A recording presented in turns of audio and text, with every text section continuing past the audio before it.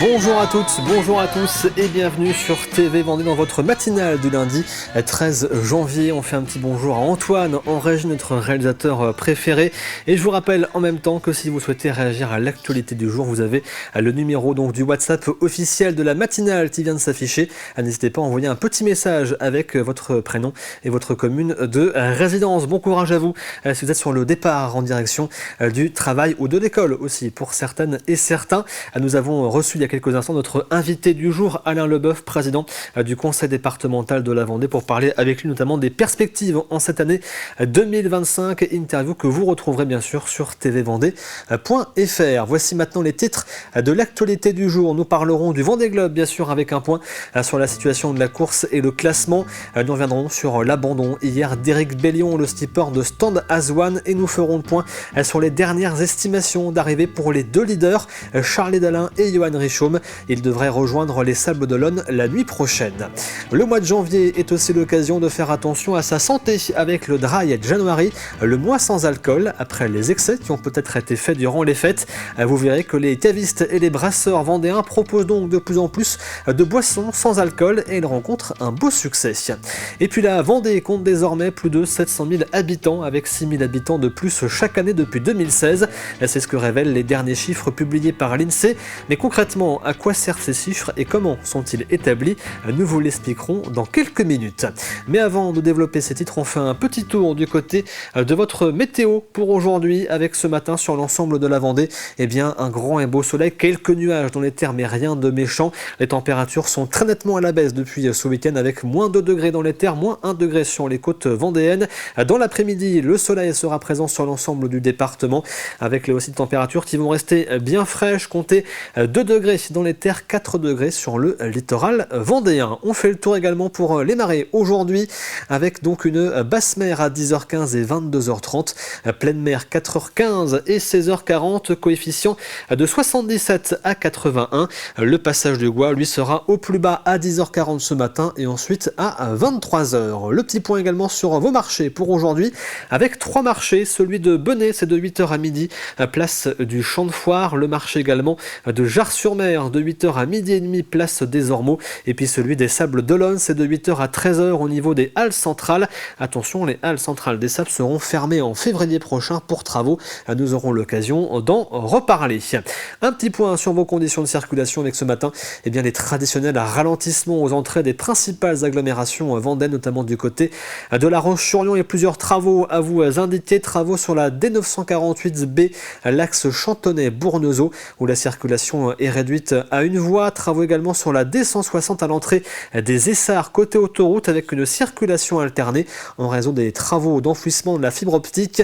Travaux également sur la départementale 2, Le Poiret-Palot. La route est fermée jusqu'en avril prochain en raison de la reconstruction d'un pont. Il y a bien sûr plusieurs déviations en place. Et puis enfin, dernière zone de travaux, c'est sur la D160 à l'entrée des Sables d'Olonne au niveau de l'hôpital avec une circulation réduite sur une voie dans les deux sens.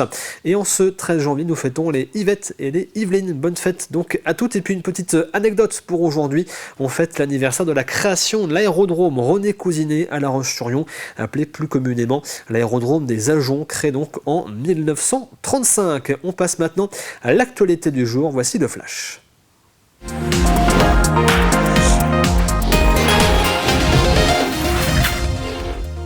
Et on commence donc avec le Vendée Globe. On a appris hier l'abandon d'Éric Bellion en raison d'une nouvelle casse de l'axe permettant de tenir sa voile d'avant. Le skipper de Stand As One a rejoint Port Stanley dans les îles Falklands. Les deux leaders, eux, Charles Dalin et sur Massif et Johan Richomme sur Paprec Arkea, sont attendus au Sables d'Olonne demain. Le premier devrait arriver entre 5h et 11h demain matin. Le second au plus tôt en fin de matinée. Les dernières estimations d'arrivée seront communiquées ce soir. Je vous rappelle que les arrivées sont bien sûr à vivre en direct sur TV Vendée avec bien sûr le franchissement de la ligne d'arrivée, la remontée du chenal et les premières réactions des skippers. Rendez-vous donc demain en direct sur TV Vendée. Et à la veille de l'arrivée du Vendée Globe, l'aire de camping-car de la Sablière située au Sables d'Olonne est déjà saturée. Ils sont venus en avance pour être certains d'avoir une place afin de voir l'arrivée des premiers skippers, même si la logistique est un petit peu compliquée. Anaïs Escalona est allée à la rencontre de ces camping-caristes impatients de pouvoir accueillir le futur vainqueur de l'Everest des mers. Les Sables d'Olonne n'ont pas anticipé la notoriété qu'avait attrapé ce Vendée Globe. Il y a eu énormément de monde au départ. Je pense qu'il va y en avoir énormément à l'arrivée. On a des véhicules imposants. C'est pas facile de nous stationner tous tout près comme on a la chance d'être ici. Pour trouver une place en période de Vendée Globe, ce n'est pas facile du tout. Et les prises de courant, les espaces sont très limités. Donc c'est vrai qu'on n'est pas très bien lotis avec l'aire de camping-car ici. Mais ça a l'avantage d'exister, d'être proche du port et puis d'être proche des skippers qui vont arriver. C'est la chance, on est arrivé, il était 11h, il restait 4 places, mais en l'espace de même pas 10 minutes, elle était déjà prise. Moi, j'ai pas trop galéré, il y a d'autres qui galèrent parce qu'ils n'ont pas de place. Oui, vous avez anticipé quand même quelques jours avant. Je pense, oui. Oui, normalement, on devait arriver aujourd'hui et puis j'ai dit non, on va partir le samedi parce que... Mais bon, je ne pensais pas qu'il y aurait eu autant que ça de monde. Durant le mois de janvier, c'est le Dry January, le mois sans alcool. Lancé en 2013, cela permet de se remettre des excès faits durant les fêtes et surtout de faire du bien à sa santé. En Vendée, face à la demande des consommateurs de boissons sans alcool à cette période, les brasseurs et les cavistes proposent un choix toujours plus large de boissons ressemblant à de l'alcool mais n'en contenant pas. Reportage de Louise Viadji. Dans ce bar, la bière a plutôt du succès, même si les clients remarquent de nouvelles boissons. Je bois de l'alcool pour se faire plaisir et ça c'est vrai que j'ai remarqué qu'il y avait de la bière sans alcool et effectivement avant je viens pas non plus, je suis pas un habitué mais j'ai remarqué qu'il y avait du sans alcool. Ah oui, mais occasionnellement pour les fêtes, pour les anniversaires, les sorties, les vacances. Et de plus en plus dans les rayons, même au repas de famille, on voit tout ce qui est champagne sans alcool, enfin champagne, pétillant sans alcool, tout ça. Depuis 1 an et demi, cette brasserie sablaise a développé une gamme de boissons sans alcool et elle représente déjà presque 20% de leurs ventes, un très bon chiffre pour un lancement. Les gens, et notamment les jeunes aussi, ont tendance à consommer de moins en moins d'alcool. Et aujourd'hui, le marché offre beaucoup de solutions industrielles, mais c'est vrai que sur le côté artisanal, c'est encore assez nouveau. Donc l'idée, c'est d'essayer de mettre notre pierre à l'édifice et d'essayer d'avancer aussi un petit peu dans ce sens-là pour faire découvrir justement un peu d'autres typologies de produits. Même constat pour ce caviste, le sans-alcool n'existait pas il y a 10 ans. Aujourd'hui, ces produits sont de plus en plus demandés. C'est la bière qui a commencé à faire des produits sans alcool et c'est vrai que c'est tout de suite le vin qui a suivi derrière. Et au jour d'aujourd'hui, il y a pas mal d'essais sur du gin, du rhum, le whisky, je ne crois pas en avoir goûté encore pour le moment, mais je crois que tout le monde essaye à leur manière. Les bulles aussi, les bulles fonctionnent très bien dans le sans alcool. La tendance des boissons sans alcool dépasse les frontières du mois de janvier et elle représente un enjeu commercial important. Et selon les chiffres de Santé publique France, chaque année, 41 000 décès sont attribuables à l'alcool et donc rappelés de consommer avec modération. Samedi matin, un rassemblement était organisé devant la préfecture à La Roche-sur-Yon pour rendre hommage aux victimes des attentats de Charlie Hebdo et de l'Hyper Cacher qui avaient lieu en 2015. Organisé par l'association des Amis de Samuel Paty, l'Observatoire de la laïcité et la Ligue de l'enseignement. Une 60aine de personnes y ont participé. 10 ans auparavant, jour pour jour, 25 000 personnes avaient défilé dans les rues de La Roche-sur-Yon à l'invitation du Club de la Presse. D'année en année, on a trop tendance à oublier ceux qui tombent, qui ont été quand même sauvagement assassinés par des terroristes islamistes. Nous avons un devoir de mémoire et le devoir aussi de rappeler les valeurs de la République, la devise républicaine, liberté, égalité homme-femme, comme je le dis souvent, et fraternité. C'est très dangereux de laisser la République s'évanouir. Et on voit bien que le totalitarisme grimpe, augmente considérablement, l'antisémitisme en profite, et les terroristes en profitent également. Et ce n'est pas ça la France. La France, c'est la France du vivre ensemble. On se souvient tous des grosses manifestations qui avaient eu lieu juste après Charlie. Les gens étaient dans la sidération. Et en fait, maintenant, on est plus dans l'analyse, mais malheureusement, on a le sentiment un peu tous que ça peut recommencer, même si des mesures de sécurité ont changé, se sont mises en place. Ceci dit, l'intolérance est toujours présente. La Chambre des métiers et de l'artisanat a présenté ses vœux la semaine dernière en présence du président de la Chambre de commerce et d'industrie. Les présidents des deux chambres en ont donc profité pour dresser le bilan de 2024 et se tourner vers l'année 2025. Une année pleine d'incertitudes à la fois politiques et économiques. Ils espèrent voir les carnets de commandes se remplir à nouveau et ont salué l'effet de boost qu'apporte le Vendée Globe sur le territoire. Il y a une incertitude aujourd'hui, il y a un nouveau gouvernement, j'espère qu'il va le durer. Nous, ce qu'on veut, c'est une lisibilité à court et moyen terme. C'est-à-dire ? C'est un an, à minima, 1 an ou 2 ans, quoi. Pour la prime rénov', par exemple, si elle doit être remise en cause tous les 3 mois, c'est pas du boulot.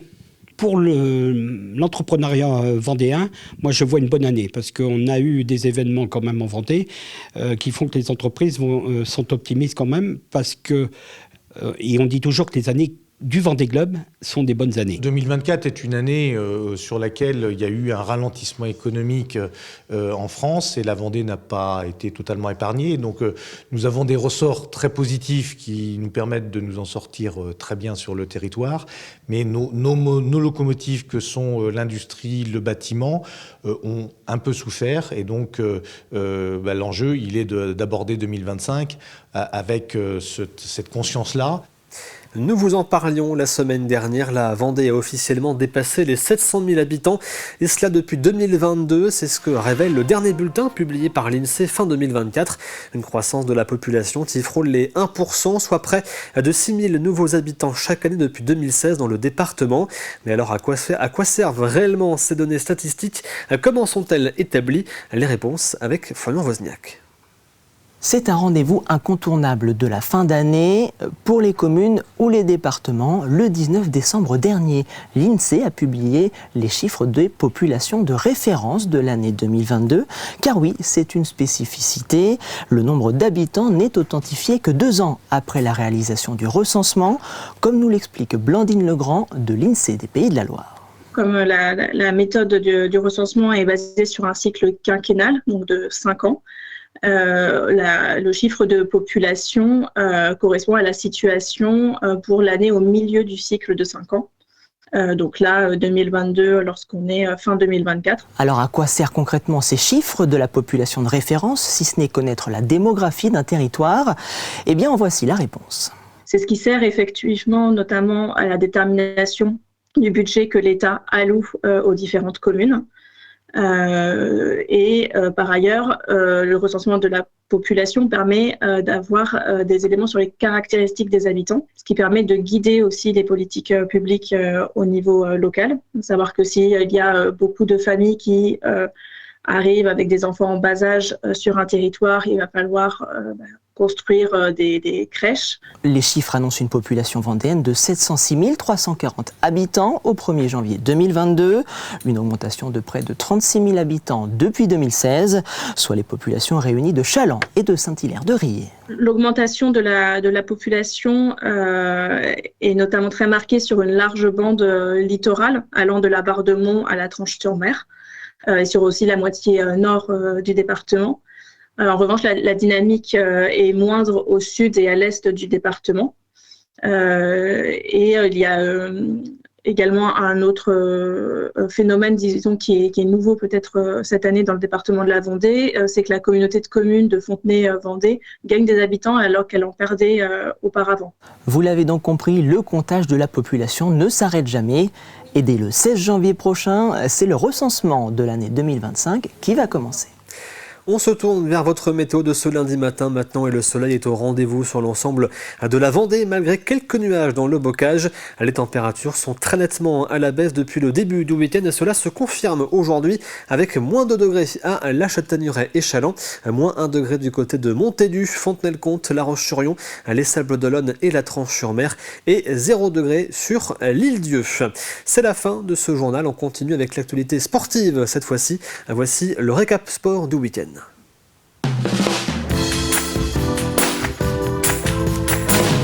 Le journal des sports donc préparé par Alexandre Lenaour avec au programme aujourd'hui du basket, du football, du hand et du volley, un programme sportif chargé donc en Vendée. Regardez.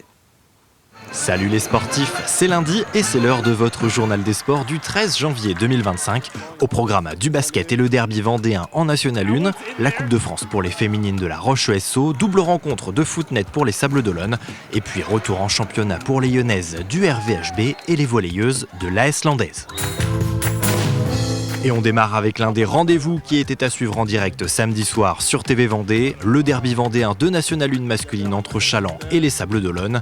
Battus à l'aller, les Sablais espéraient prendre leur revanche et mettre fin à la série de 7 victoires consécutives du VCB.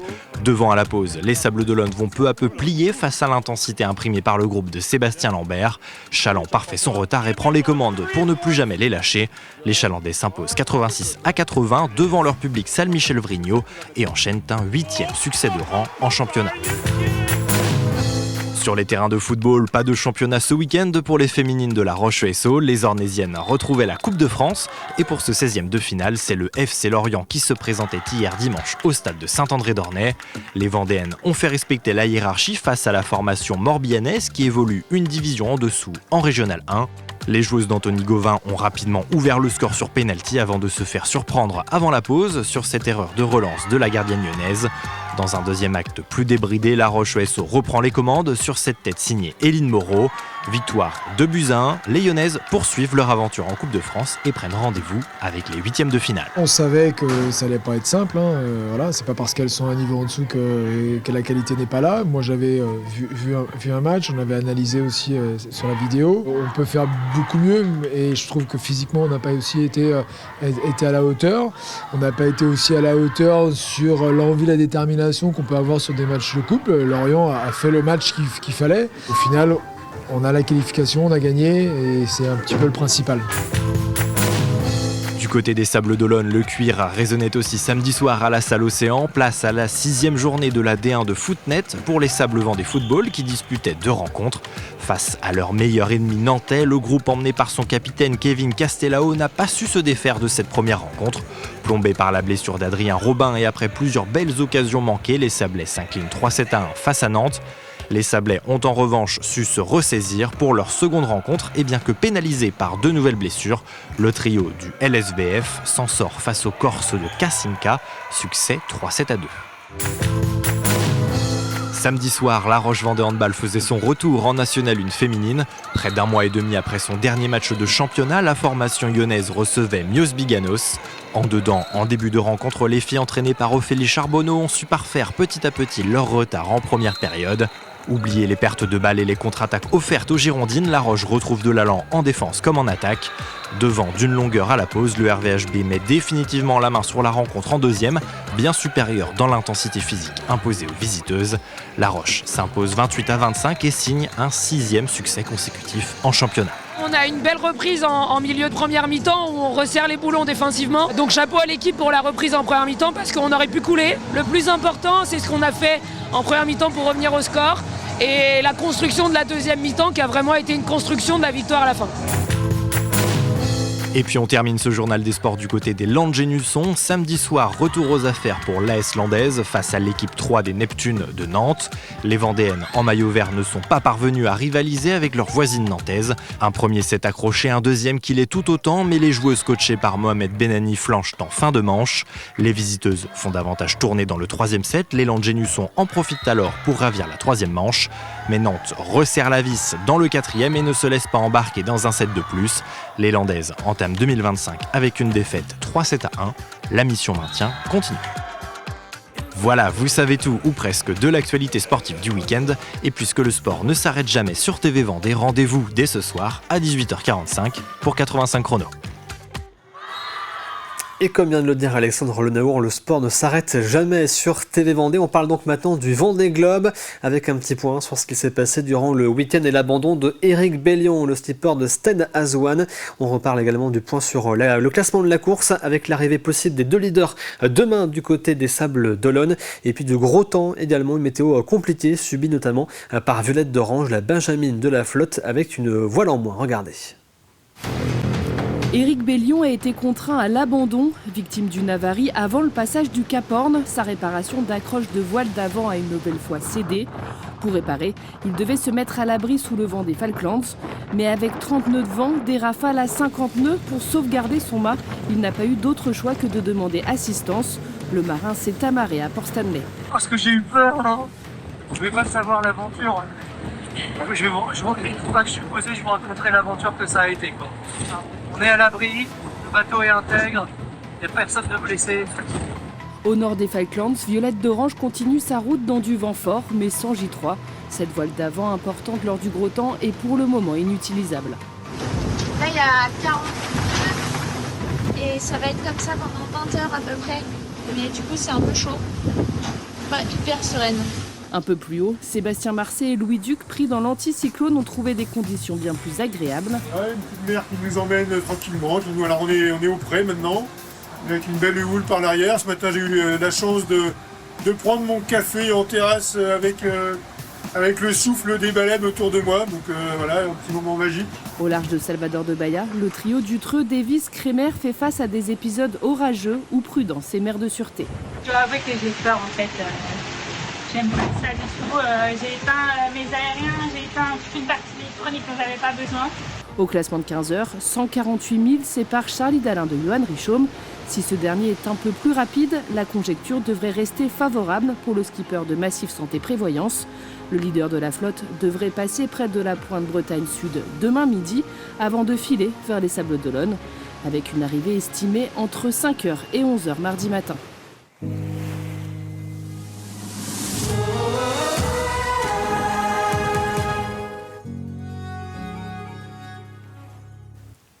Et nous continuons à parler du Vendée Globe avec Caroline Tronche qui vient de nous rejoindre. Bonjour Caroline, rédactrice en chef de TV Vendée. Bonjour Simon, bonjour à tous. Alors Caroline, on le disait, les arrivées donc des deux premiers seront demain du côté des Sables d'Olonne, à vivre en direct sur TV Vendée. Mais comment cela va-t-il se passer ? Et oui, ça y est, enfin, ça fait quelques semaines qu'on attendait ça, on s'en rapproche vraiment beaucoup, c'est demain. Voilà, ça c'est l'information qu'on peut vous donner, qui est à peu près sûre.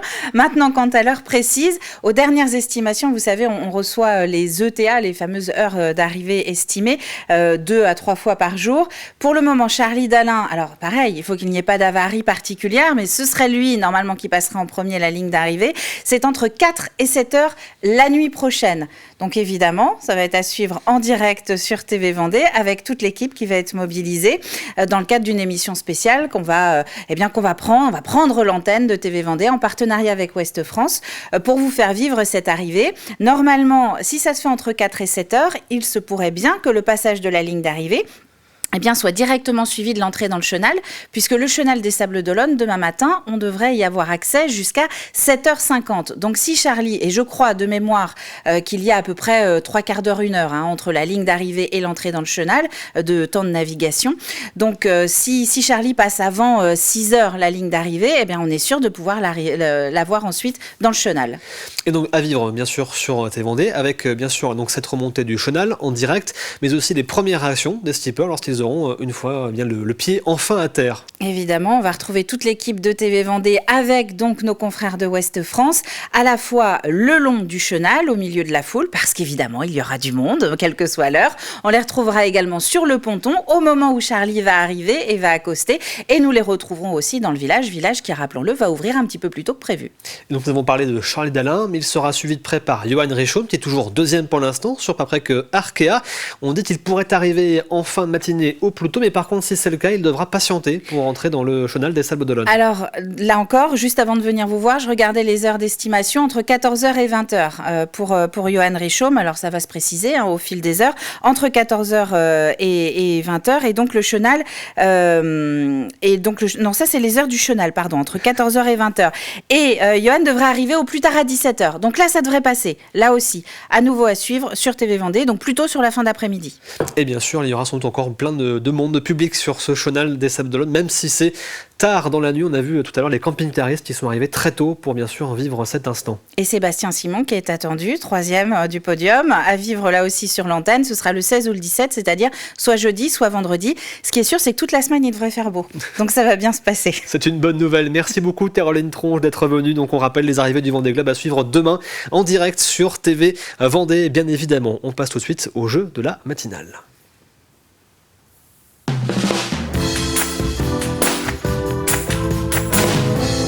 Et à gagner cette semaine, dans le jeu de la matinale, un coffret de 10 sachets de biscuits offert par la biscuiterie artisanale Les Mordus, installée à Saint-Christophe-de-Ligneron. Vous avez 2 petits exemples juste devant moi, ça fait envie depuis ce matin. Mais bien sûr, on n'y touche pas. Pour l'instant, on va les garder jusqu'à la fin de la semaine avec nous. Et voici la question de cette semaine. Quel est le skipper français né à Lorient qui fait partie de la légende du Vendée Globe? Et voici le premier indice de cette semaine. Il a participé à sa première solitaire du Figaro à l'âge de 18 ans. Je répète ce premier indice, il a participé à sa première solitaire du Figaro à l'âge de 18 ans. Vous l'aurez peut-être reconnu sur ces images donc de ses participations au Vendée Globe, ce skipper français né à Lorient qui fait donc partie de la légende du Vendée Globe. Vous retrouvez bien sûr la question de la semaine et l'ensemble des indices jour après jour sur tvvendée.fr. Rendez-vous demain pour un nouvel indice ou alors pour l'arrivée du Vendée Globe. On arrive donc à la fin de cette matinale. L'actualité revient avec le journal de 12h30 présenté par Aurélien Huard. Quant à moi, je vous dis à demain, peut-être en fonction bien sûr des horaires des arrivées du Vendée Globe. Merci à vous de nous avoir suivis et très bonne journée sur TV Vendée.